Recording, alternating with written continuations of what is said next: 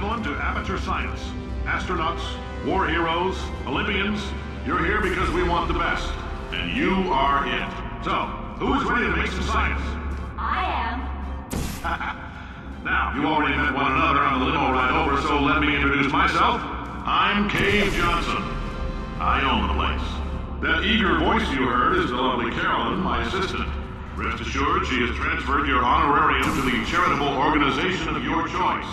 Isn't that right, Carolyn? Yes, sir, Mr. Johnson. She's the backbone of this facility. Pretty as a postcard, too. Sorry, fellas. She's married to science. There's 1,000 tests performed every day here in our enrichment spheres. I can't personally oversee every one of them, so these pre-recorded messages will cover any questions you might have and respond to any incidents that may occur in the course of your science adventure. Your test assignment will vary depending on the manner in which you have bent the world to your will. Those of you helping us test the repulsion gel today, just follow the blue line on the floor. Those of you who volunteered to be injected with praying mantis DNA, I've got some good news and some bad news. Bad news is we're postponing those tests indefinitely. Good news is we've got a much better test for you. Fighting an army of mantis men. Pick up a rifle and follow the yellow line. You'll know when the test starts.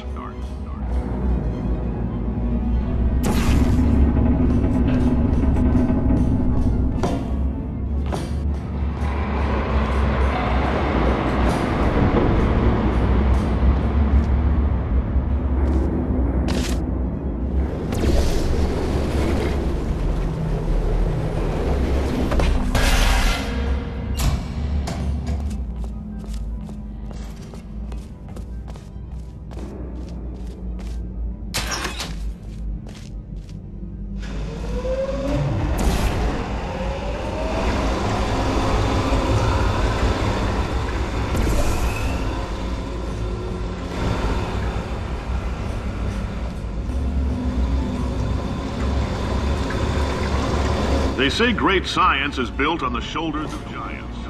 Not here. At Aperture, we do all our science from scratch. No hand-holding.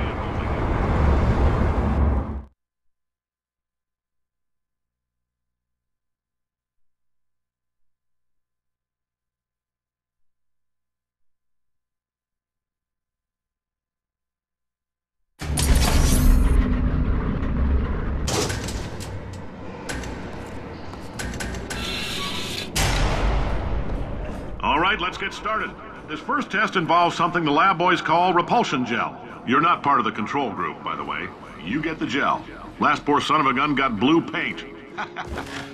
All joking aside, that did happen. Broke every bone in his legs. Tragic, but informative. Or so I'm told.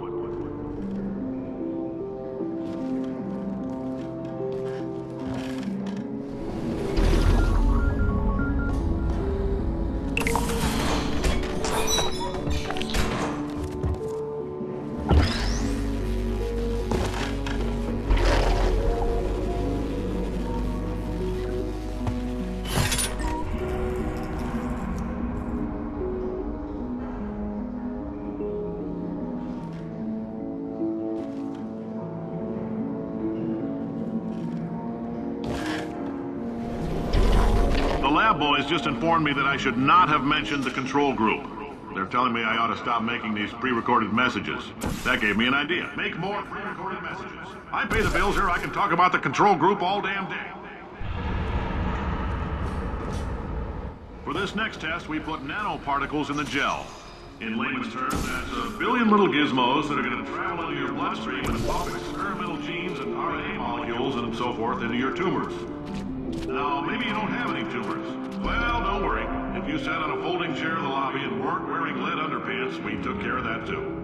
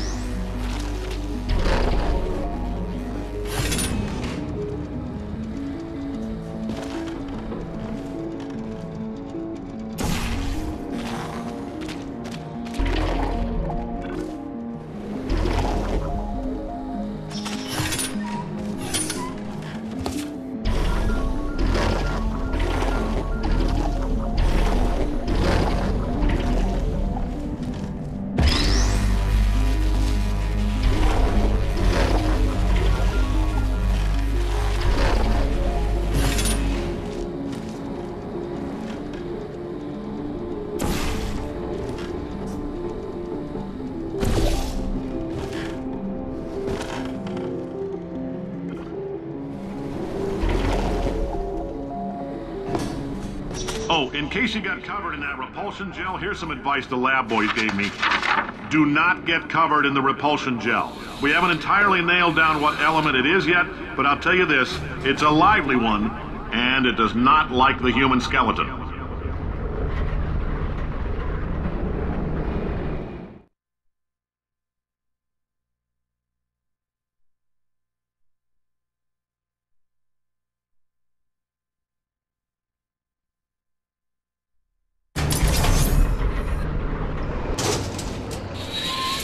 All these science spheres are made of asbestos, by the way.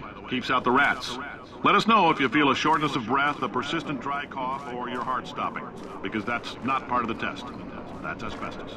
Good news is the lab boys say the symptoms of asbestos poisoning show a median latency of 44.6 years. So if you're 30 or older, you're laughing.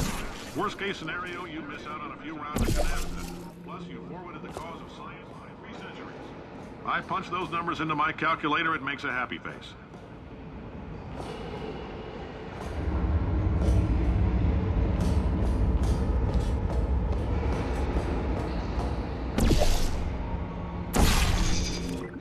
I like your style. You make up your own rules, just like me.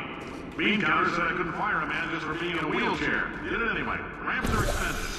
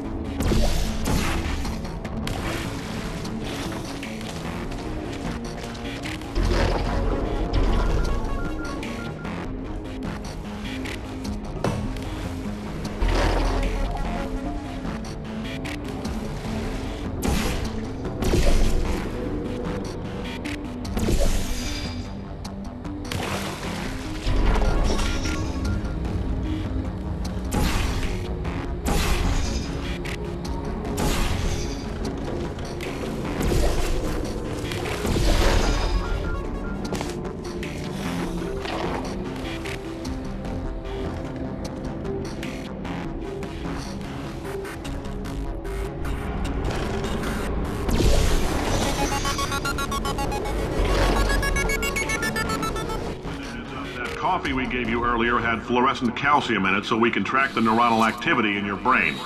There's a slight chance the calcium could harden and vitrify your frontal lobe. Anyway, don't stress yourself thinking about it. I'm serious. Visualizing the scenario while under stress actually triggers the reaction.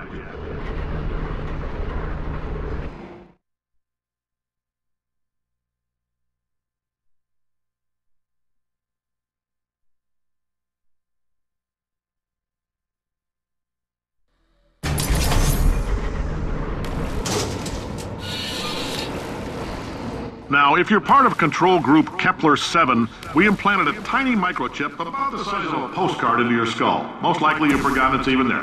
But if it starts vibrating and beeping during this next test, let us know. Because that means it's about to hit 500 degrees, so we're going to need to go ahead and get that out of you pretty fast.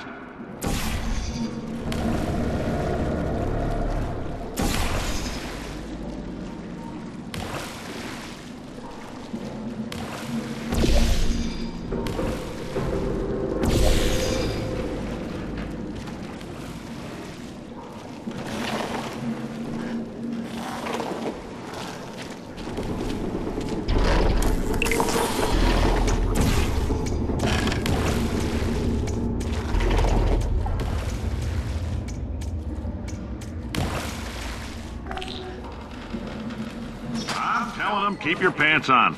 All right, this next test may involve trace amounts of time travel. So, word of advice, if you meet yourself on the testing track, don't make eye contact. Lab boys tell me that'll wipe out time. Entirely. Forward and backward. So, do both of yourselves a favor and just let that handsome devil go about his business.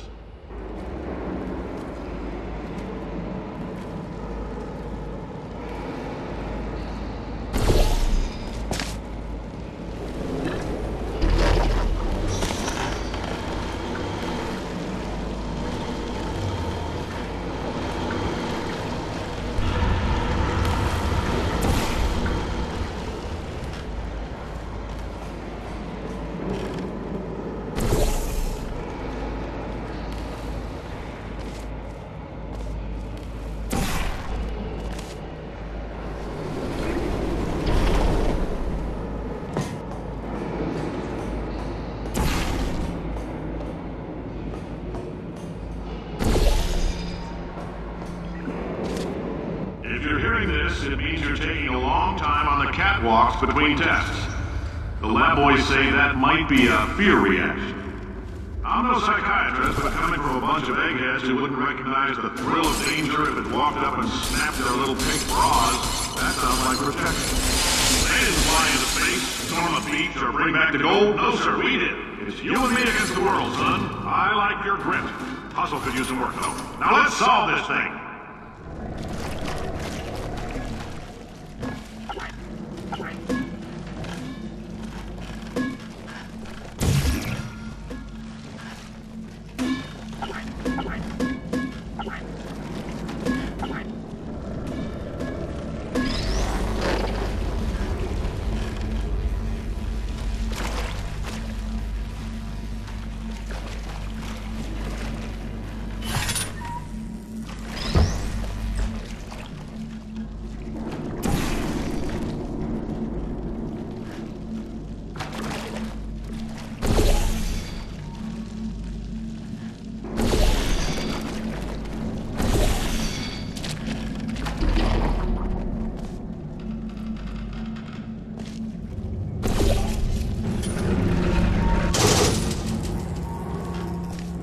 Isn't about why, it's about why not. Why is so much of our science dangerous? Why not marry safe science if you love it so much? In fact, why not invent a special safety door that won't hit you on the butt on the way out because you are fired? Now you, test subject, you're doing fine. Yes, you, box your stuff. Out the front door, parking lot, car, goodbye.